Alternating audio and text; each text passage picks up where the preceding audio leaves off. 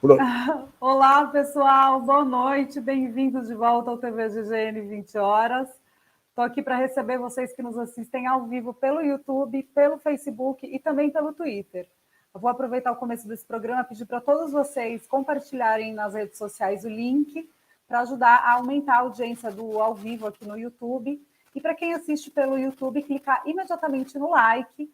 E quem quiser receber as notificações sobre os conteúdos novos que a gente posta aqui no GGN, clicar no inscrever-se e no sininho. Quem quiser contribuir com o jornalismo independente que a gente pratica, pode vir aqui por esse Pix, acertei o lado, jornalggn@gmail.com, ou o financiamento pelo Catarse, que é o catarse.me/jornalggn. Lá tem todos os projetos que a gente fez, né, e também publicados aqui no YouTube. Vocês também podem contribuir virando membros e membras aqui do canal, também embaixo desse vídeo, mandando seu superchat ou sua figurinha, para eu voltar mais tarde, trazer perguntas aí para o entrevistado e para o meu pai. Aqui recebo com boa noite, bom começo de semana. E vamos em frente. Espera aí que meu computador está lento, chove aqui, viu? E aí? Boa noite, Tânia. Boa noite. Deixa eu pegar só aqui um pouquinho, rapidamente, aqui os dados aí do Covid. Esses aqui são os dados que acabaram de sair aqui do Brasil. Se vocês olharem aqui a curva, começou a cair. A média, se você pegar aqui a média diária semanal, você vê que tem uma queda constante. Muita gente fala que fevereiro vai ser o pico de casos, é possível, porque você já começa com uma base elevada, né? Mas você tem uma média semanal de 167.550, menor do que nos últimos dias. Tá? Então, 12 estados ainda com crescimento intenso, 8 com estabilidade, 3 com queda forte e 4 com queda intensa. O que não para de subir é a média de óbitos. Já está em 783, é um crescimento de 45% a mais do que há 7 dias, 150% a mais do que há 14 dias. Esse aqui, o perigo está aqui, na parte de óbitos, efetivamente. Aí. Aqui você tem Acre, Paraíba, Sergipe. Minas Gerais entrou no crescimento aí de óbitos per capita também. Viu? O Paraná já está há algum tempo. Aqui é o mundo. Esses aqui são os dados, aqui a curva é a média de 7 dias, é a média móvel de casos no mundo. Você vê que começou já a cair lá atrás. Se você pega... Não, isso aqui é dia 6. Hoje tem os dados de ontem sempre. A Europa ainda dominando, dos 20 países com maior crescimento per capita, 15 são da Europa, 4 da Ásia, mas em 7 dias você teve uma queda de 17,6%, indicando aí que você pode ter batido já no pico e está refluindo. Isso aqui é a curva de casos aí. Deixa eu reduzir um pouquinho aqui para facilitar a leitura. Você vê que todos os continentes estão tendo queda de casos. Alguns mais acentuados, aí os Estados Unidos. Aqui é o percentual. Não, aqui é a média de casos, efetivamente. Então, está tendo uma queda para todo lado aí. Quando você entra em óbitos, é a mesma coisa que no Brasil. Aí é uma curva ascendente de óbitos. Tá? E dos 20 países com maior crescimento de óbitos, aí, 12 são da Europa, 4 da América do Sul. E aqui a média semanal de óbitos por continente.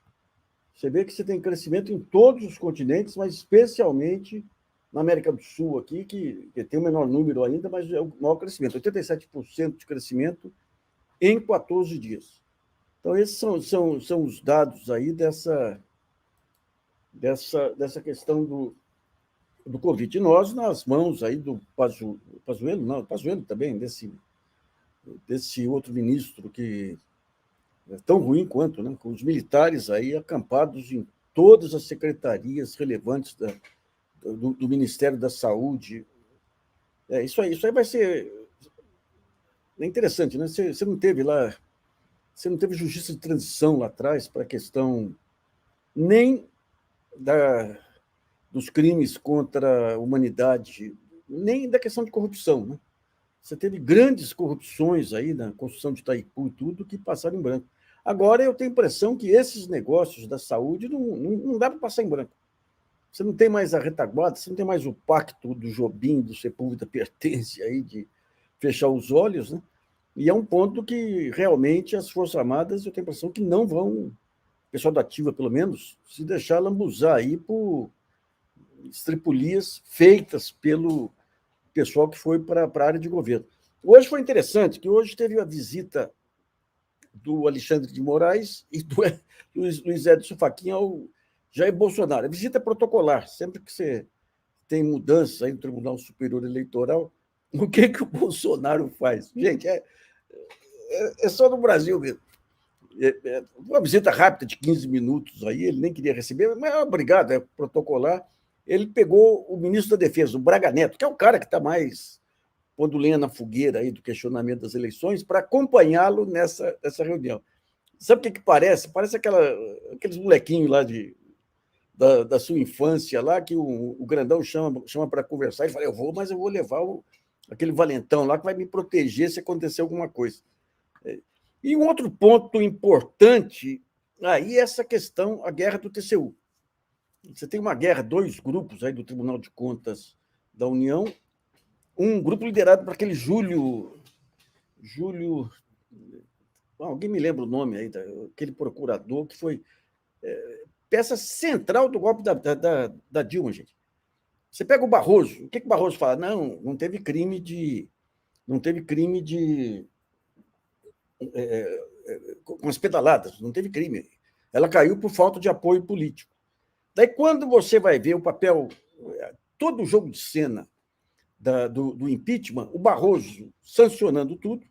Eu estava pegando agora uma entrevista do Barroso, não sei se o Globo News ou G1, eu tenho arquivado, vou fazer um artigo aí. Ele se declarando defensor aí do Estado mínimo, defensor do liberalismo, que quem quer o Estado é o patrimonialismo, aquele negócio todo. Ou seja, ele caracteriza claramente... Júlio Marcelo, obrigado, Luiz Alberto.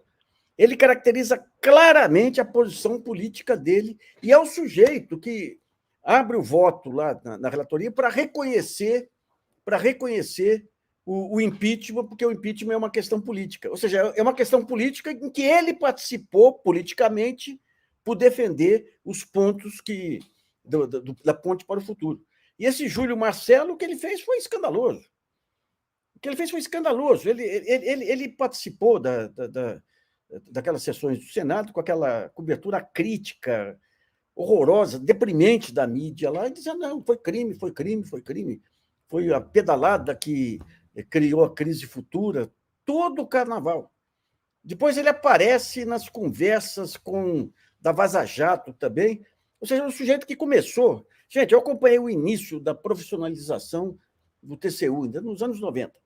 Uma rapaziada que entrou lá, que usava novas métricas, cometiam erros, né? Eles queriam investigar obras públicas, aí contando tijolo, em vez de pensar a obra como um todo. Aí. Mas era um pessoal interessado em mostrar conhecimento e tudo.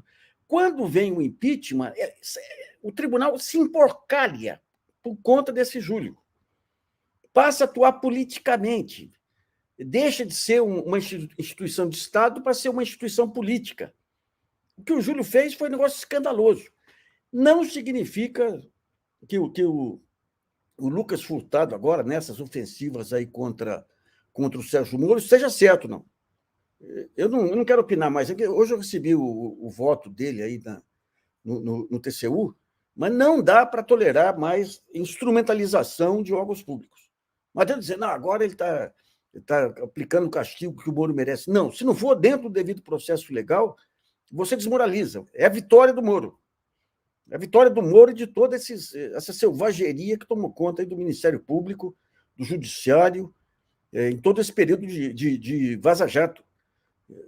Eles podem ser punidos, é uma ironia da história, muito interessante tudo aí, mas a vitória final vai ser daquele emporcalhamento que eles impuseram ao Judiciário e ao Ministério Público. É sobre isso que vamos falar com um dos grandes especialistas aí na psicologia, na sociologia do Judiciário, que é o Alisson Mascaro. Alisson, obrigado aí por sua participação no GGN.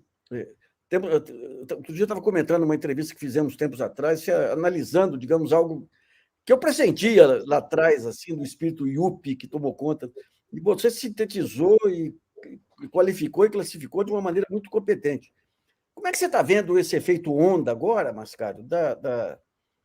De um lado, a punição aí, a Lava Jato e tudo, de outro lado, uma defesa de valores, até a mídia agora, todo mundo querendo refazer biografia e tudo.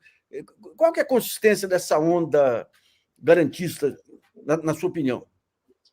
Querido Nassif, boa noite, alegria revê-lo, e bem como todas e todos que acompanham a TV GGN.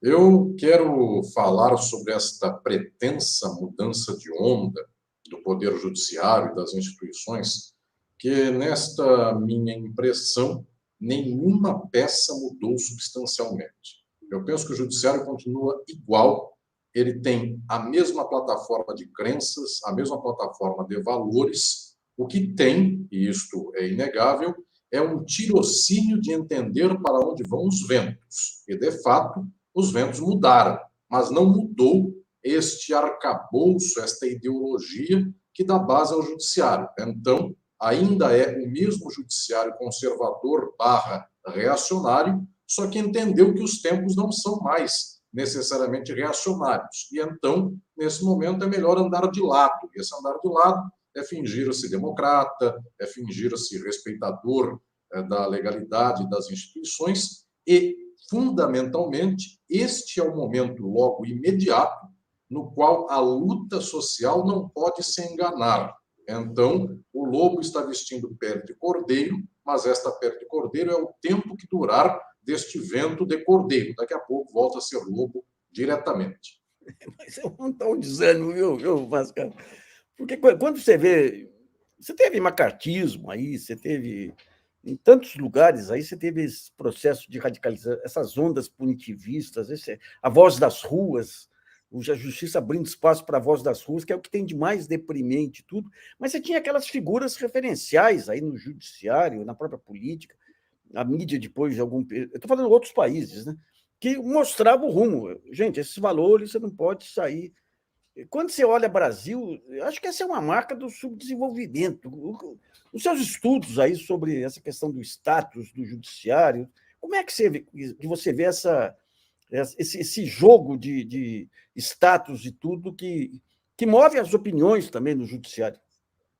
Aconteceu, Nassif, nas últimas décadas, e não é coisa recente, é coisa já de muitas décadas. Aconteceu uma amálgama entre o interesse econômico, o interesse político e o interesse do judiciário com os meios de comunicação, com a ideologia dos meios de comunicação de massa. De tal modo que já faz muitas décadas que este conglomerado, este conjunto que governa o país, ele não pede desculpas. A desculpa, quando vem, é muito a posteriori e ela nada significa em termos práticos, dizendo aqui de modo bastante explícito, a Rede Globo pediu desculpas 50 anos depois do golpe pela posição dela no golpe. 50 anos depois não fazia diferença em relação àquilo que havia acontecido. De tal sorte que tanto os meios de comunicação quanto o judiciário, até agora, não fizeram nenhuma movimentação que fosse diretamente algo no sentido. Peço desculpas pelo que fiz agora, poucos anos atrás. Não há ninguém a ter feito isso. Na semana passada, e você próprio destacou, fez um dos GGNs 20 horas só para isso, para tratar dessa questão, o ministro Luiz Roberto Barroso teria feito uma espécie de volteio para dizer que aquilo que havia acontecido com a ex-presidenta Dilma Rousseff poderia não ser, efetivamente, o crime das chamadas pedaladas fiscais. Pois bem, para bom entendedor, meia palavra basta, e então todos nós ouvimos que aquilo seria uma espécie de reconhecimento de que foi um golpe. No entanto, não foi explícito, não foi algo dizendo, efetivamente, nos enganamos, fomos levados a pensar que havia um crime, o crime não houve.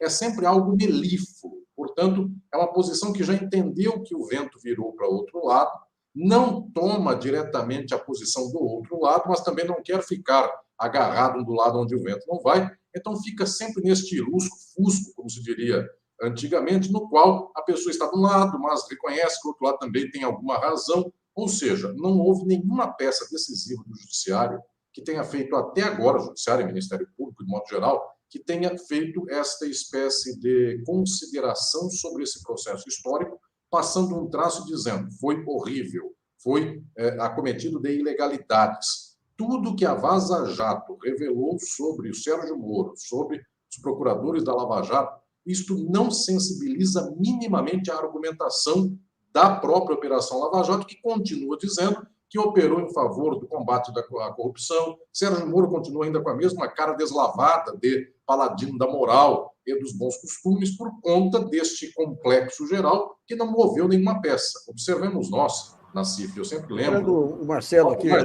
Marcelo, boa noite. Boa noite. Tudo bem? Como vai? Desculpe o atraso.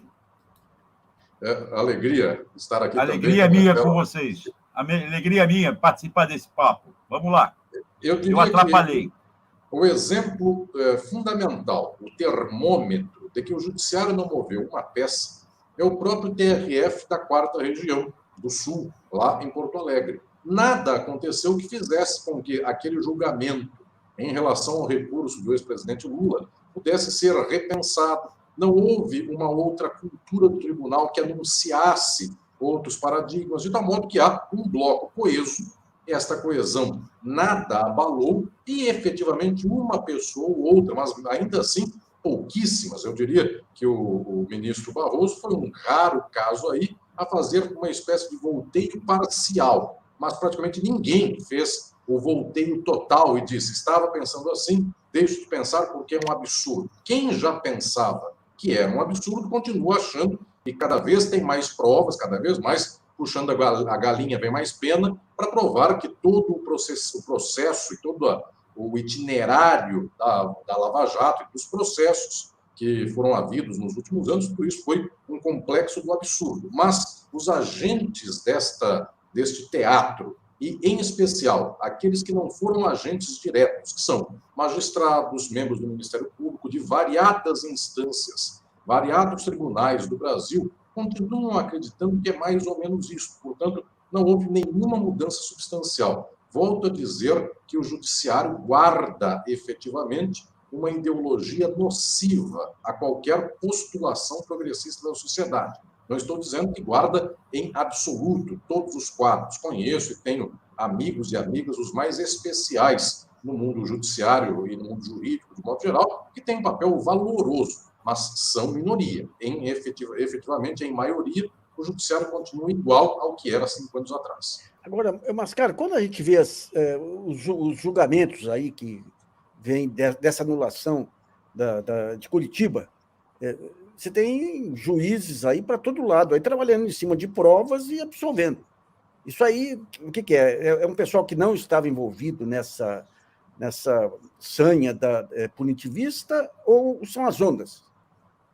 É um caso perdido julgar os restos da Lava Jato de acordo com a mesma métrica da própria Lava Jato. Esta métrica servia para achar prova onde não existia, para inventar prova onde não existia, e depois de toda a decisão do STF no ano passado, fica muito difícil, inclusive em termos até de prazos processuais, ainda que se fizesse uma movimentação extraordinária nestes tempos de agora, para tentar ver se uma prescrição pudesse ser interpretada de outro modo.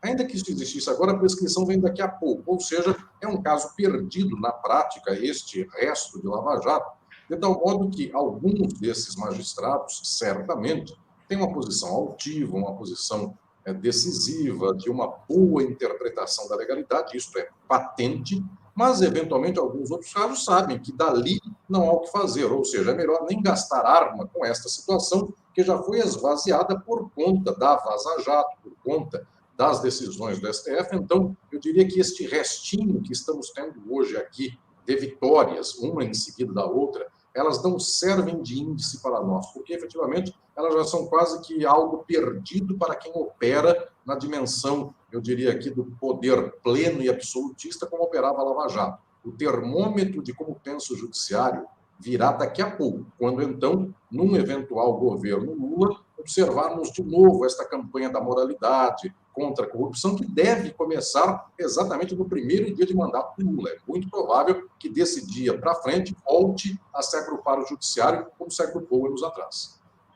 Mas, Carlos, deixa eu lhe fazer uma pergunta. Você fala que o judiciário não mudou nesses longos meses. A gente tem visto muito, tem comentado aqui no programa, com o Nassif, inclusive, a questão dos militares, que a formação dos militares na academia, nesse regime democrático, desde 88 para cá, nunca foi influenciada. E aí você forma ainda militares com base na Guerra Fria, na cabeça da Guerra Fria. O que faz o judiciário retroagir? As faculdades não estão preparando direito? A sociedade não está levando esses novos advogados que fazem concursos, seja para o judiciário, seja para a procuradoria, a uma democracia maior? Aonde você vê o problema da mentalidade fechada desses grupos? Marcelo, eu vejo que tanto não está melhorando, como eu posso dizer aqui tranquilamente que está piorando e nós não estamos percebendo. Meses atrás, o CNJ e a cúpula do judiciário, representada pelo STF, em aqui visualização mais imediata, o ministro Luiz Fux, esta cúpula do judiciário decidiu que concursos da magistratura deverão ter por objeto, a partir de agora, naquele que é o seu aspecto de disciplinas, temas filosóficos, humanísticos, não mais temas humanísticos, que são pequenininhos, são muito pouco perto de tudo que se exige num concurso de magistratura. É quase nada. Mesmo assim, este quase nada, agora pasmem, a moda do quase nada agora é nem cobrar questões éticas, questões de princípios filosóficos, algo nesse sentido. É cobrar a moda dos Estados Unidos de Law and Economics. E esta moda de lá é a moda do capitalismo estadunidense, que diz assim: o judiciário não pode julgar nada que seja muito custoso às próprias empresas e ao capital. Isso passou por decisão de agora a pouco, e então aquele resto que nós teríamos de possibilidade de avaliar um magistrado a partir de alguns princípios, algumas noções filosóficas mais bem elaboradas, uma certa cultura geral, para não ser ele apenas um repetidor da lei. Isto está passando nos últimos tempos como sendo uma espécie de leitura, eu diria, da pior possível, a pior forma de compreensão jurídica, teórica, que é fazer o direito subordinado aos interesses econômicos. Então, nos últimos meses, inclusive, está piorando. A próxima safra de magistrados virá mais chapadamente reacionária, mais chapadamente de direita, porque os concursos assim pedirão. E olhe que já é quase um milagre vir mais da direita do que já está. Mas isso ainda, eu vou falar, é cereja do bolo. O fundamental, eu tenho falado muito sobre isso, tenho publicado muitos livros a esse respeito, inclusive com o próprio Nassif, já tivemos ocasião, para mim, muito honrosa de falar sobre essas questões. A decisiva estrutura que faz o judiciário ser o que é, na minha leitura, não é nenhuma questão cultural própria do magistrado ou do procurador, falando no mundo jurídico de modo amplo. É o fato de que se entende um magistrado, um procurador, como uma classe econômica. Então, é alguém que ganha 30 mil, 40 mil, 50 mil, 100 mil reais, alguns casos chegam a isso, e esta pessoa circula em um extrato social, efetivamente, de quem tem 30 mil reais por mês, 40 mil, 50 mil ou outros mais. Frequenta o mesmo clube, mora no mesmo condomínio fechado, no prédio de alto padrão. Então, é automático que, no dia a dia, essa pessoa, se mora num prédio, desça o elevador, do seu lado, naquele elevador, está um empresário que também mora naquele prédio. E é automático que a ideologia deste jurista seja mais ou menos a ideologia do seu amigo empresário. Muitos, inclusive, acabam sendo padrinho da criança que nasce e coisas mais. Portanto, eu diria, esta é a minha tese mais de fundo, que nós perdemos parcialmente aquela noção que existiu até a década de 1980, do jurista que era uma espécie de casta isolada,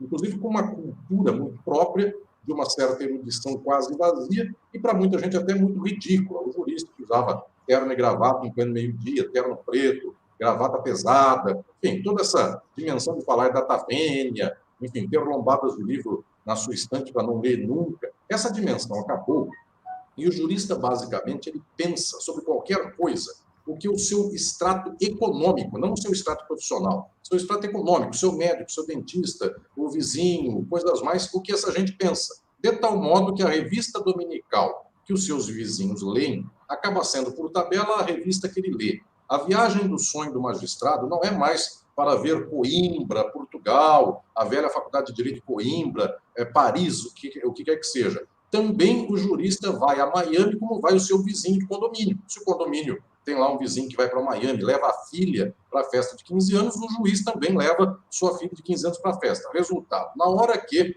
este extrato, eu diria, de classe média alta, altíssima, ou dos capitalistas do Brasil, na hora que esse bloco inteiro começa a dizer PT é o demônio, a esquerda tem que ser demonizada ou algo assim, o jurista, este de ponta, este que é o magistrado e o procurador, ele acaba concordando com o seu vizinho de casa que almoça com ele, janta com ele e tem essa dimensão. Então, para resumir tudo isso num conceito, que é o que eu tenho escrito em vários livros, o mais recente deles é a Sociologia do Direito, esse meu conceito decisivo é: o jurista, por toda a história do Brasil, ele foi um estamento. Tinha uma cultura própria, tinha uma dimensão própria, vestimenta, linguagem. Ele continua ainda um pouco estamental, mas ele perdeu essa dimensão de uma cultura própria que a Faculdade de Direito ensinava e passou a se identificar como classe social, classe econômica. Ele é alguém que ganha 40 mil reais. Ele tem a ideologia de qualquer um, médico, dentista, empresário, qualquer pessoa que também ganhe mais ou menos o mesmo. A cultura é a mesma e, portanto, a inferência política é ser de direita, ser conservador, ser reacionário, porque é mais ou menos isso o que pensa essa classe. Só uma pontuação aqui, Luiz. Luiz, só uma pontuação rapidinha. Raimundo Fauro, presidente da OAB de uma importância fantástica, morava no Cosme Velho e ia para a OAB diariamente num ônibus coletivo chamado 422, Grajaú, Cosme Velho. Tá? Esse exemplo não se via. Sobral Pinto nunca enriqueceu e era o advogado que era. A classe jurista, antigamente, tinha outros pruídos e outros cuidados. O Celso de Mello era o exemplo aí. Então, Celso de Mello. Daí a gente entra em alguns pontos aí, Mascaro. Um é o seguinte: todo esse processo de melhoria salarial da chamada elite do funcionalismo acabou com o conceito de funcionário público para o CEO da administração pública. Um segundo ponto é que o Barroso, quando ele faz essa semi-autocrítica aí, todos os objetivos pretendidos com o impeachment já tinham sido alcançados. Acabou com grande parte da legislação trabalhista, permitiu os negócios da privatização. Então, entregou a Petrobras. E um terceiro ponto, a partir do que você expôs, é o seguinte: as cotas são fundamentais para a democratização do judiciário. Eu penso, Nassif, que esta dimensão imediata sobre o judiciário pode ser arejada com cotas, e isso é decisivo, também com uma dimensão que passa, às vezes, ao largo de muita gente, mas o fato de que é uma espécie de caminhada muito rápida, esta de alguém de classe média ou classe média alta, que faz uma graduação em Direito, espera 3 anos, que é a exigência mínima necessária para um concurso como o da magistratura do Ministério Público, e 3 anos depois ele ingressa na magistratura, porque nesses 3 anos estudou num cursinho, foi adestrado culturalmente para que chegasse com sucesso a esse concurso. O pobre, via de regra, ele não tem 3 anos de paralisação do trabalho só para estudar.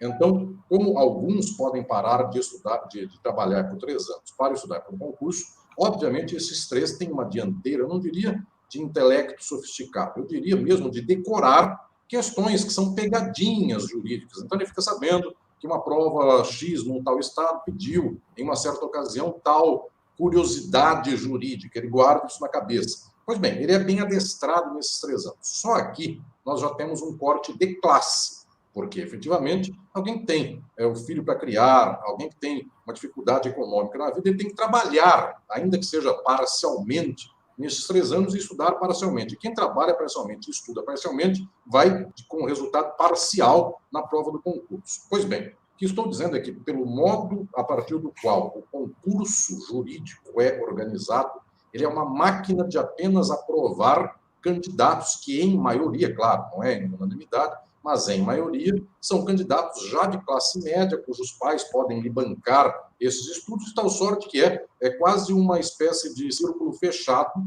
de um grupo de alta condição econômica que se forma e vai formando os seus, inclusive, muitos filhos de juízes que se tornam juízes, muitos filhos de promotores que se tornam promotores. Pois bem, uma dimensão muito rápida, se nós quisermos fazer um strike imediato em poucos minutos, é obrigar, no mínimo, 10 anos de qualquer outra profissão jurídica para os concursos de magistratura e Ministério Público. Porque 10 anos, aí até essa pessoa que é o filhinho de papai, que tem 20 e poucos anos, ele tem que atravessar até os 30 e poucos para então prestar um concurso. Já são 10 anos nos quais ele não sabe se, ao cabo desse processo, ele passa. Se nós fizéssemos assim, o magistrado e o procurador, o promotor de justiça, eles teriam uma faixa etária de início já maior do que a média daqueles que hoje se tornam magistrados e promotores ou procuradores. A média de hoje é 26 anos, 27 anos, muitos são aqueles que,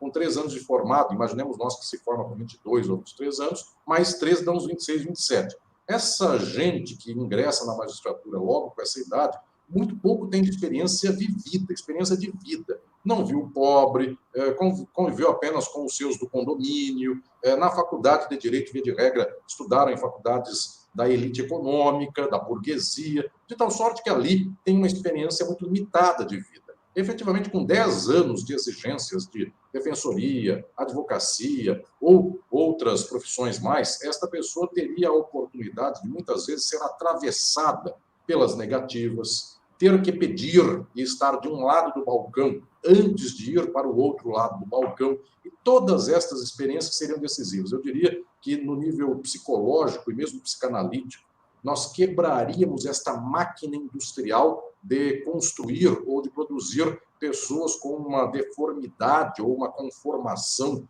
psíquica das mais horrendas. Então, são questões muito imediatas. Eu diria que esta de exigência de 10 anos de advocacia, ela seria algo muito simples, passar um traço e dizer, comprove-se 10 anos de prática advocatícia para o candidato. Só que isso não passa, porque existe, eu volto a falar aqui, uma espécie de assentamento econômico de elite, do capital, que faz um filho muito rapidamente passar no concurso da magistratura, do Ministério Público, já começar a ganhar seus 30 mil logo de início, é praticamente inquebrantável. Eu diria que a transformação do mundo judiciário envolve muitos outros aspectos muito mais decisivos. Mas eu volto a falar, apenas a paleta, apenas aqui o termômetro inicial, para sabermos se nós conseguimos abrir e arejar o judiciário, é exigir 10 anos de experiência. Para não dizer de uma visão a mais, que seria fazer com que todo aquele que viesse a acusar antes aprendesse a defender.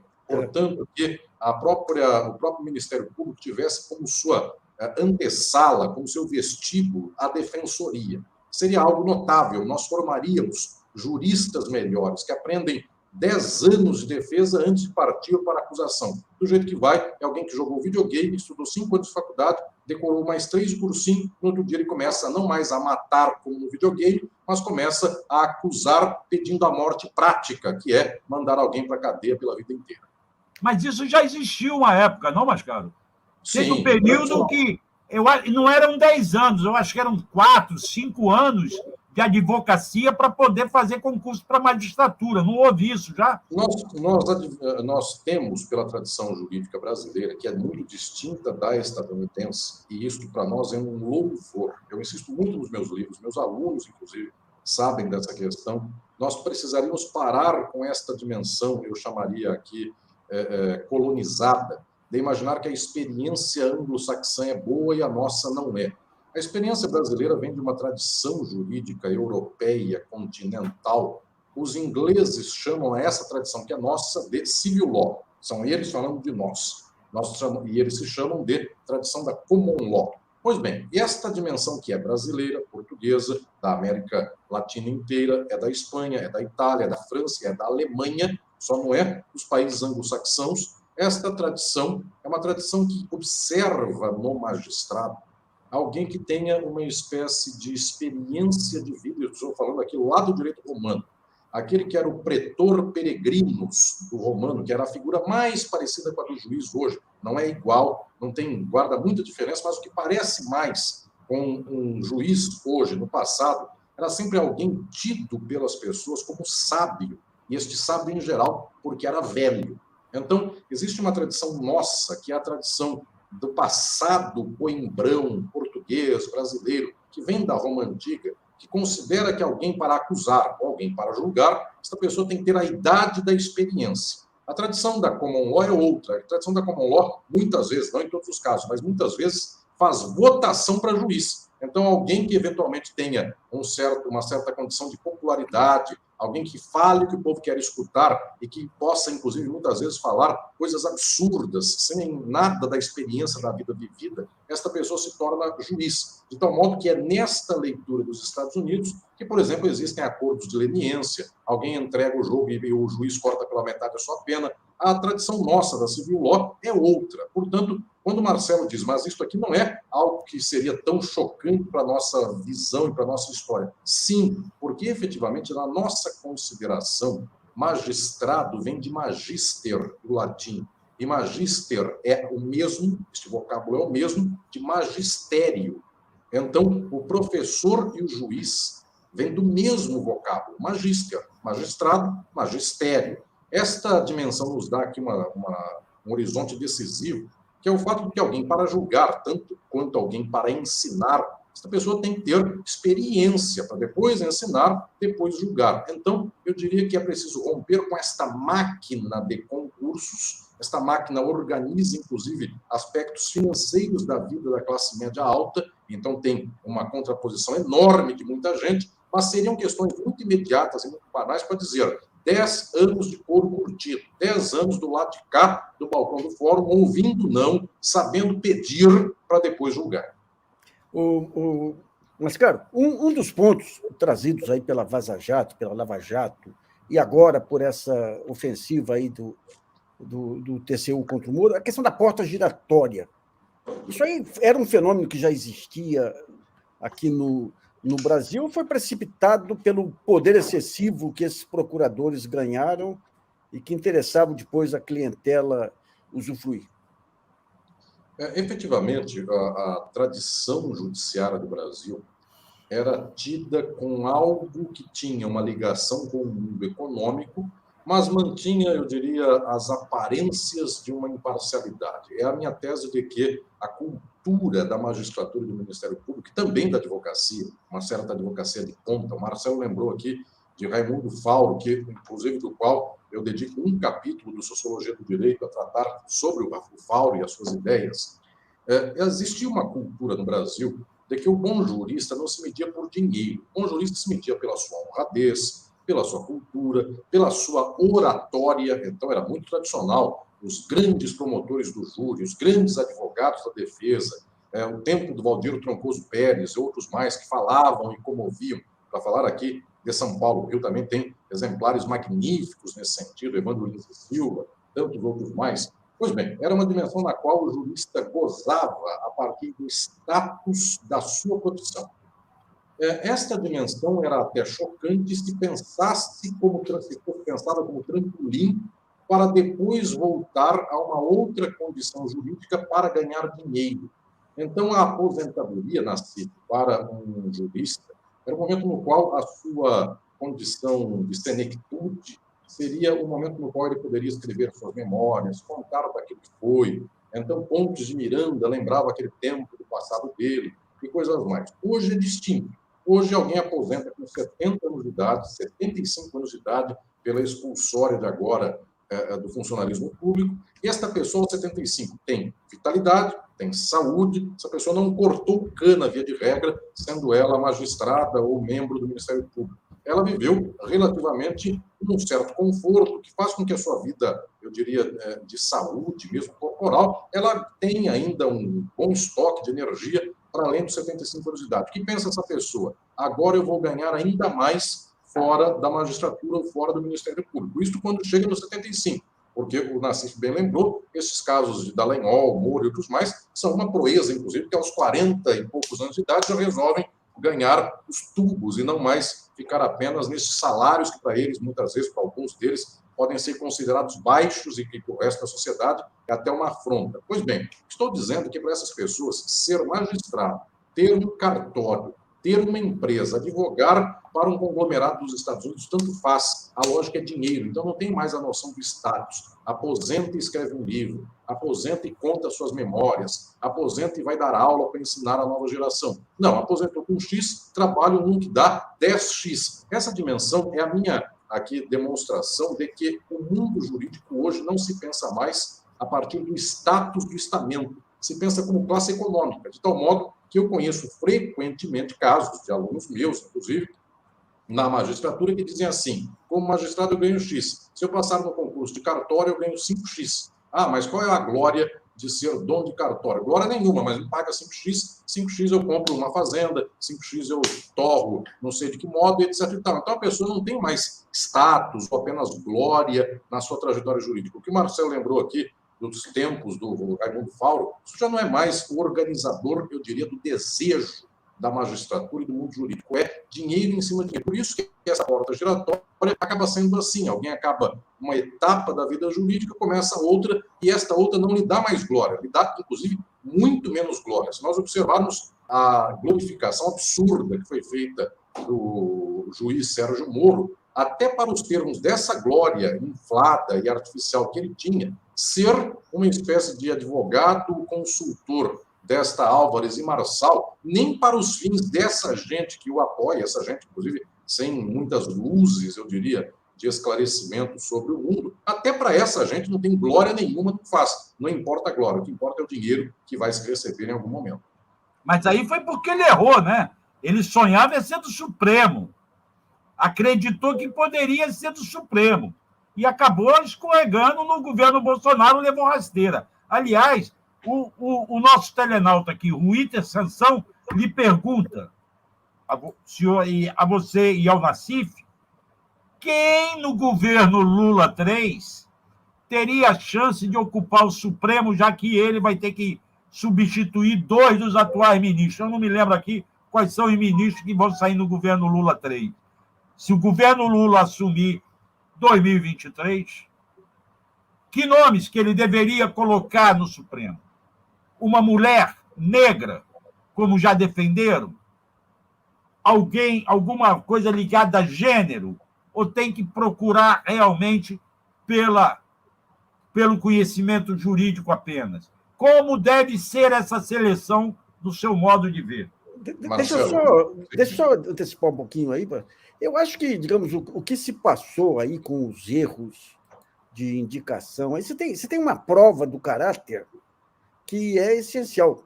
Eu acho que nos últimos anos aí, você teve uma luta, que eu sempre brinco, o pessoal das catacumbas aí, que defendeu a democracia, que defendeu o direito, que combateu o bom combate contra a Lava Jato, que tem um conjunto aí de juristas e tudo, de juízes pela democracia, de procuradores pela democracia, com provas sobejas aí de caráter também, né? Eu diria, Nassif, Marcelo, isso aqui é muito decisivo, inclusive. Nós temos hoje no Brasil decantados, no mínimo, 500 nomes de juristas de escola, de capacidade intelectual decisiva, de comportamento e conduta compromissados com as instituições, com aquilo que elas possam ter de melhor, mas em especial com o nosso povo, pessoas de caráter progressista, pessoas engajadas com as melhores lutas sociais. Eu diria que há no mínimo 500 pessoas no Brasil. E este número de 500 juristas expressivos é um número suficiente para poder, inclusive, nas nomeações para os tribunais do Brasil, porque não são só as nomeações do STF, STJ, TST e toda uma miríade de outros tribunais e outros cargos jurídicos e judiciais do Brasil. Pois bem, há, inclusive, a possibilidade de escolhermos até de modo representativo os grupos e movimentos sociais cuja luta deve ser feita para o seu empoderamento. Então, há um número aqui expressivo. E aqui não cabe, inclusive, nada mais a não ser dizer que há este contingente, eu diria que os anos agora de 2000, e do golpe para cá, 2016 para cá, estes anos eles decantaram, porque quem em 2016, 17, 18, 19 esteve ao lado das melhores lutas do povo no mundo jurídico, essa pessoa passou por uma prova, tanto quanto na CIF, você passou nestes anos todos, Auler também, e tantas e tantos do mundo do jornalismo, vocês passaram pela prova dos 9 já faz 10, 12, 15 anos, até agora. Então, a prova que nós temos de quem enfrentou bem e pode dar bom proveito e um preito aqui de boa conduta foi antes, não é de agora, porque agora, eu volto a dizer, o Nassif, inclusive, começou tratando destes ares novos, agora os ares estão mudando, vai surgir um punhado de juristas recém-ingressos novamente na democracia. E de jornalistas também, professor. E de jornalistas também. Vai ter uma geração aí que, enfim... Eu sempre digo que se um dia chegar o socialismo, eu devo encontrar na USP, a universidade onde eu dou aula, se um dia o socialismo surgir, eu vou encontrar um punhado de gente de direita, que hoje é sempre de direita, e se um dia surgir o socialismo, vai dizer para mim, ô Mascaro, eu sempre fui socialista, eu só não dizia até então, mas eu sou teu amigo até então, porque basicamente é isso. Para onde o barco virar, a pessoa vai. Enfim, meus amigos... Mascaro, você faz essa análise socioeconômica aí, que é muito relevante para entender... Mas esse espírito do Pedro Malazarte, do Macunaíma aqui, é uma coisa massacrante do país, no judiciário e na mídia também.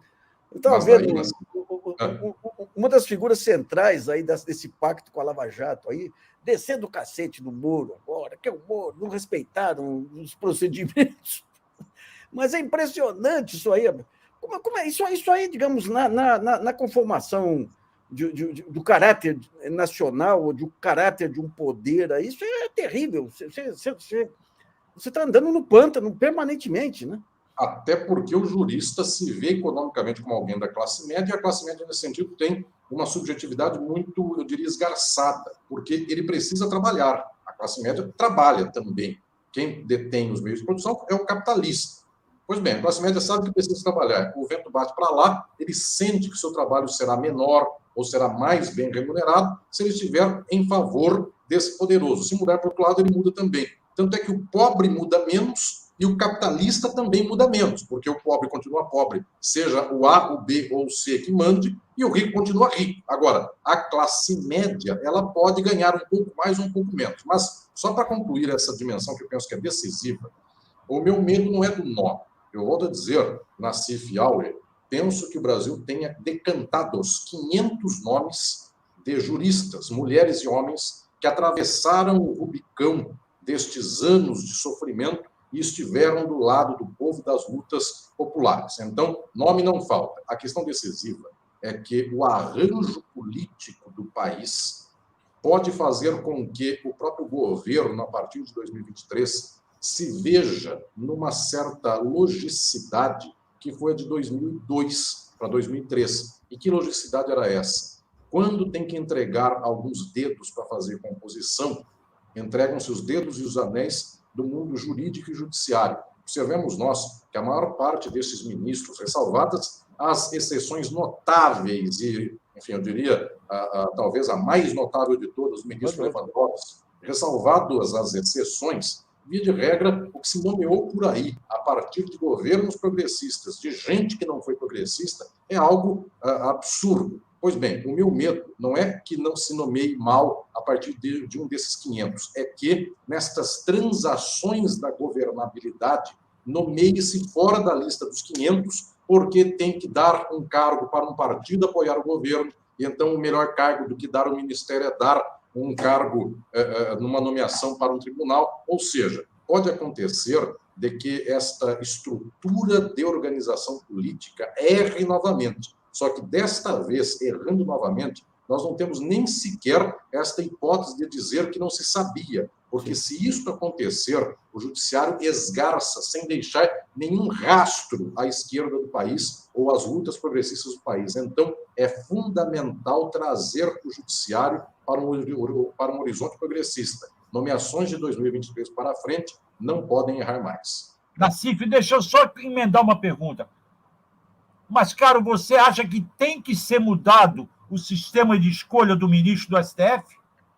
Não, eu penso que ele é muito suficiente no modo pelo qual está. Na verdade, o que se tem que mudar é o critério da indicação. Ou seja, até então, havia uma leitura de que a pessoa, uma vez indicada, seria muito imparcial e muito conforme a letra da lei, e é preciso saber que este jurista sofrerá, o indicado ou a indicada, sofrerá as piores pressões possíveis. Então, a pessoa tem que ter uma casca grossa imensa. Se a do jornalista já tem que ser muito grande, que dirá a desse jurista. Então, tem que ser alguém testado no fogo, que enfrente as piores circunstâncias e as piores condições. O saber jurídico é um saber que não é tão exclusivista. Eu volto a dizer, há no mínimo 500 juristas no Brasil, progressistas de esquerda, que têm um saber, eu diria, médio-alto suficiente, até porque não é concurso de quem sabe mais, é concurso de quem sabe o suficiente, não é concurso também, mas é uma indicação de quem sabe o suficiente e saiba, inclusive, judicar, saiba decidir com a força do cargo. Então, não basta apenas o saber notório, é preciso também que haja uma estruturação da subjetividade, da personalidade para aguentar. Eu diria que é decisivo que todos esses critérios se apresentem nessas nomeações de agora. Mas, cara, eu tive lá atrás, muito tempo atrás, uma disputa muito grande com o Saulo Ramos. E o Saulo tentava enrolar com aquele juridiquês mais pesado. E eu consegui acesso ao ministro do Supremo, chamado Sidney Sanches. E para tentar esclarecer isso, ele falava, olha, faz o seguinte, você julga do ponto de vista econômico, financeiro, pessoal, e tudo o que é certo, o que é errado. Se a sentença bater, a sentença está certa, senão ela está errada. Simples assim, né? Mas, cara, muito obrigado. Nós estamos aqui, vamos para algumas questões aqui dos nossos leitores. O João Carlos pergunta como democratizar o judiciário, você já falou bastante. O Caê pergunta se não houve prevaricação do STF no impeachment de Dilma, já que deveria guardar a Constituição acima de tudo. Bom. Um longo debate. Mas, sim, há muitas vezes. Queria agradecer a Eliane Campelo aqui pelo super sticker, o professor Kleber Soares, Gabriel Carquejo, Marília de Moura, que entraram como. E o Zé Capial Matuto, opa, isso aí veio lá da minha região, que entraram como membros aqui cadastrados.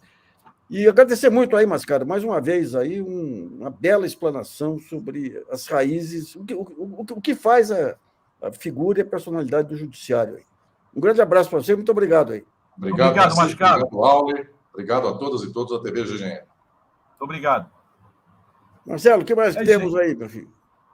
Está fervendo, né? Agora o Senado vai pegar o Aras ou não vai pegar o Aras? Estão cobrando lá, botando o torniquete dele. Cadê as decisões da CPI? Vamos ver, o Senado está voltando. Essa semana deve ter voltado aí. E promete. Pelo jeito, vem cobrando. O Tribunal de Contas também é um caso que vai esquentar aí. Então, quando você vira os ventos aí, você causa uma confusão, porque aquelas pessoas que querem se posicionar ainda não sabem direito o lugar. Mas as coisas estão mudando. Bom, vamos ficando por aqui. Um abraço aí aos nossos... Uma boa noite a toda a comunidade. Boa noite, Nassif. Até mais. Grande abraço. Tchau. Pessoal, até mais aí.